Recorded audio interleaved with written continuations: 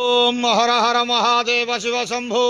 हे बाबा धवळेश्वराय बाळालिंगाय नमो नमः। दीपं ज्योति परम ब्रह्म दीपं ज्योति जनार्दनः। दीपा हरत मे पापो पूजा दीप नमस्तुते।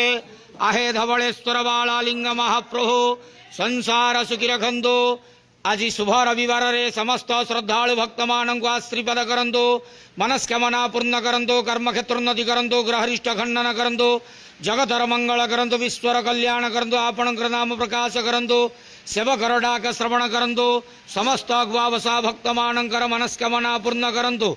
महाप्रभु धवळेश्वराय बाळालिंगाय नमो नमः। संसार सुखी रखंदो आनंद के वार।